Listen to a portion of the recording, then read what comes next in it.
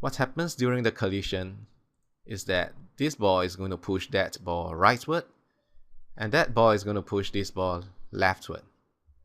Because of Newton's third law, we know that these two forces are equal in magnitude but opposite in direction.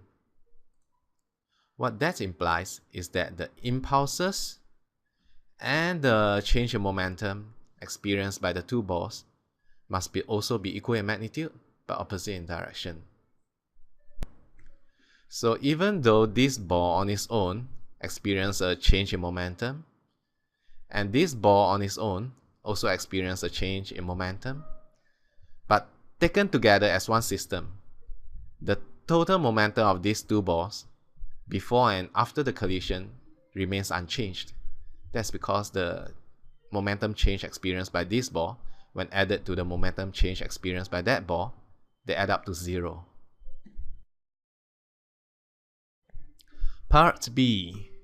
So the total momentum of the two balls before the collision should be equal to the total momentum of the two balls after the collision. So this is the momentum of the 2 kg ball. The momentum of the 5 kg ball is of course 0.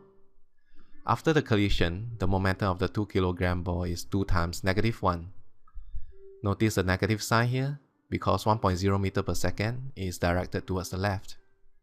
And the momentum of the 5 kg ball can be written as 5.0 V. So from this equation, we solve V to be 1.6 meter per second. Part C. Remember that the impulse can be equated to the change in momentum. So the impulse that was experienced by the 2 kg ball can be calculated from the change in momentum of the 2 kg ball. So this is the final momentum of the 2 kg ball, 2 times -1, minus away its initial momentum, which was 2 times 3.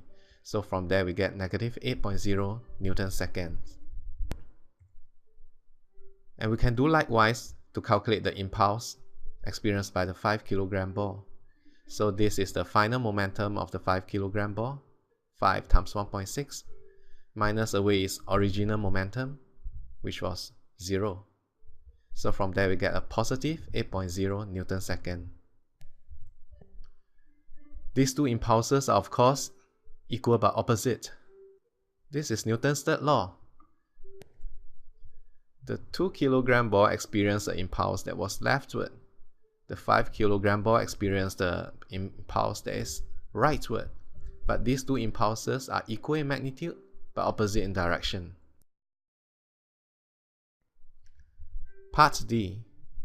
The easiest way to check whether a collision is elastic or not is to compare the relative speed of approach to the relative speed of separation. So the relative speed of approach was 3 minus 0, whereas the relative speed of separation was 1.6 minus -1.0, because 1.0 was towards the left.